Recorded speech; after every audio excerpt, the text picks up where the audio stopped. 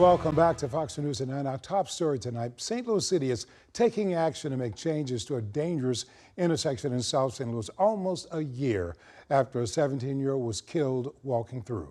17-year-old Matthew Nicolai was struck by a vehicle on Chippewa last July.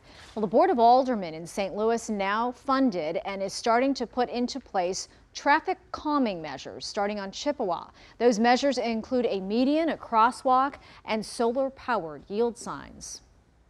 Just before summer officially kicks off, one man is bringing boaters and the Missouri State Water Patrol together. He is doing that to promote safe boating. Vice Commodore Dan Brown of the Contrails Yacht Club started this event last year to help educated inexperienced boaters about the laws out on the water. The group discussed several safety topics, including the use of marijuana on boats, especially since the drugs is now legal for recreational use in Missouri.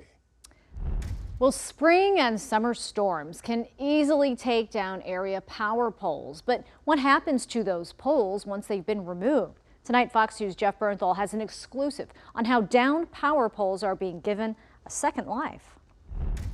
Ameren checks on power poles on a regular basis. In fact, these tags an indication that the pole's been inspected. If there's a problem, the poles can end up in a pile at an operations facility like this one in Maryville.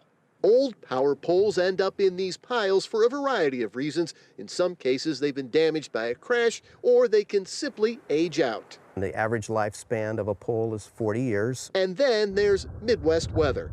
This was along Big Bend in April. A storm took down a large tree in Clayton that took down power lines. Whether it's a spring, summer storm or a winter storm, ice, etc., can damage a pole. High winds can cause them to sometimes have the top of them snap off, so that's the reason why they would end up in a pole yard like this. But Ameren has discovered utility poles no longer fit for holding power lines can still have a purpose. Just because a pole may be at the end of its life for us after that 40 years, after it's been refurbished, it can certainly do things and be useful. In the past, workers would eventually send poles in these piles to a landfill. They used to take chainsaws and have to cut them up into pieces that they could handle and then place into a dumpster. But Ameren discovered there's a better way. This video from Ameren shows recycler Blackwood Solutions removing the poles. The company is able to turn them into fence posts, parking barriers, and other useful products. Takes all the hardware off the power poles for us,